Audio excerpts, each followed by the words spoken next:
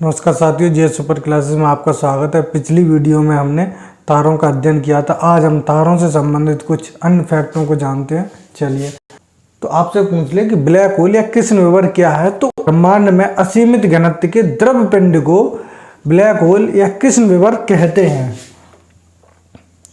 असीमित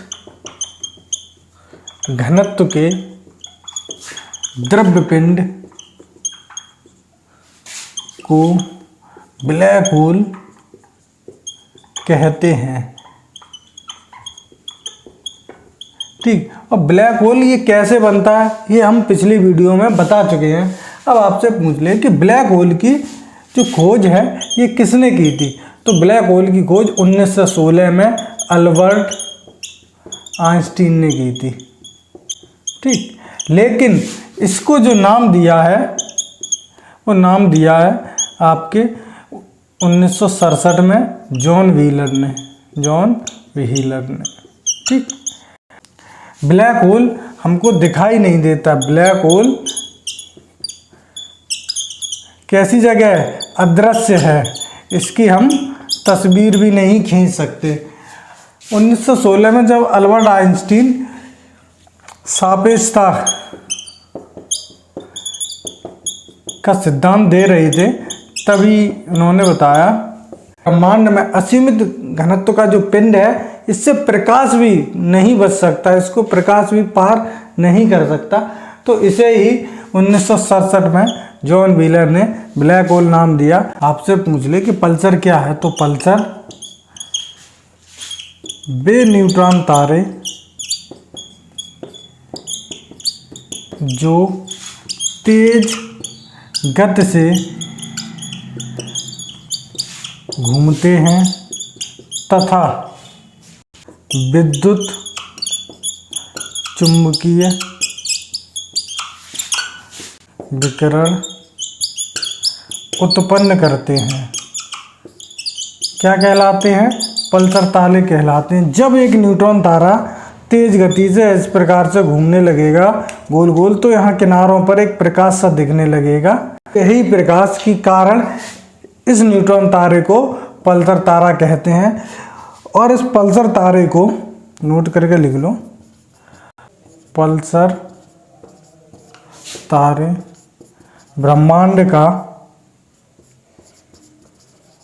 प्रकाश स्तंभ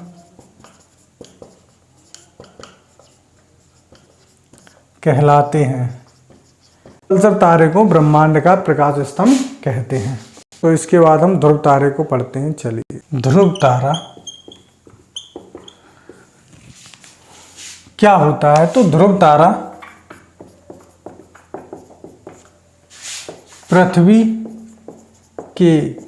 पृथ्वी के उत्तरी ध्रुव पर 90 अंश का कोण बनाता है। ठीक, ध्रुव तारा प्राचीन काल में ध्रुव तारा दिशा निर्धारण में सहायक होता था। ठीक, अब आपसे पूछ ले, 2 पॉइंट और लिख लो 2 तारों के बारे में कि साइरस तारा रात्रि में दिखाई देने वाला सबसे चमकीला तारा है। ठीक, साइरस रात्रि में दिखाई देने वाला सबसे चमकीला तारा है। तो नोट करके एक हो गया। ये दूसरा और लिख लो कि प्रोक्सिमा सेंचुरी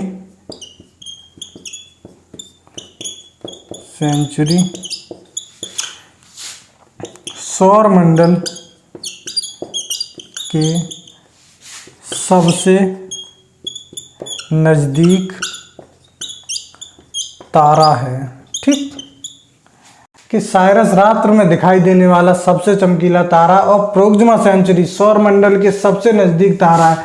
अब वहाँ एग्जामिनर सौर मंडल ना देकर पृथ्वी भी दे सकता है, तब भी हमारा प्रोक्सिमा सेंचुरी हो जाएगा, क्योंकि पृथ्वी है वो तो है तो हमारे सौरमंडल में ही, तो इस प्रकार से भी आपको दे सकता है। इसके बाद हम पढ़ेंगे कि तारामंडल क्या होते हैं, तारामंडल किसे कहते हैं। चलिए जानते हैं कि दुग्ध मेखला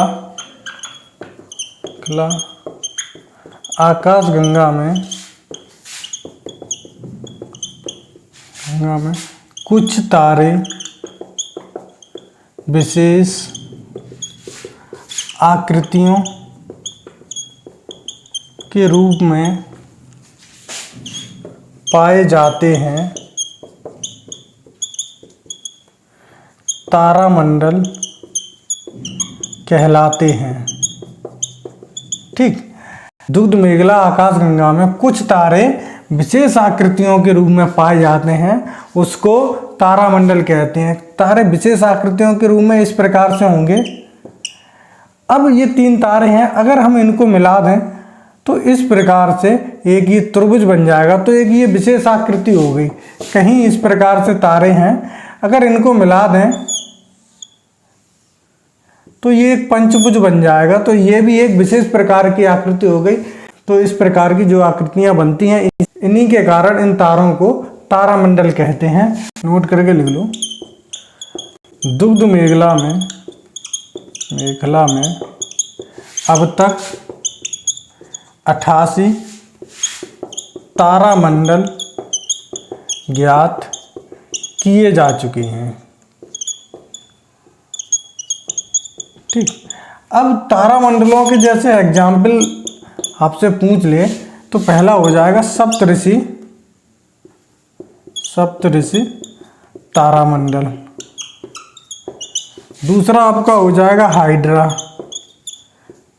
उसके बाद सेंट्रोस, हरक्यूलस, ऐसे करके कई तारामंडल हैं। तो सप्तऋषि जो तारामंडल है यह है ध्रुव तारे की पहचान करने में सहायक होता है। ठीक,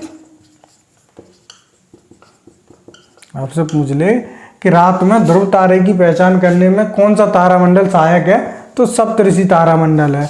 और हाइड्रा जो तारामंडल है ये दुग्ध मेखला का सबसे छोटा तारामंडल है। यह है सबसे छोटा तारामंडल है।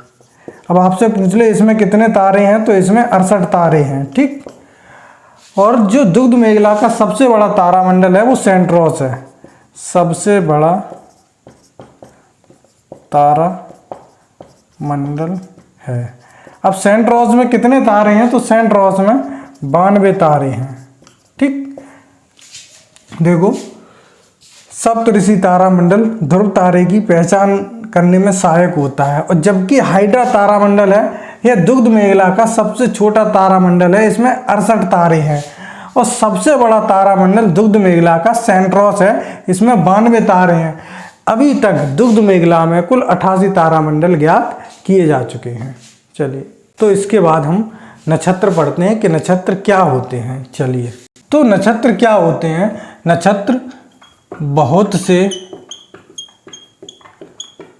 तारों के समूहों को नक्षत्र कहा जाता है। ठीक, जब बहुत से तारे झुंड में मिल जाएंगे तो उसको हम नक्षत्र कहते हैं।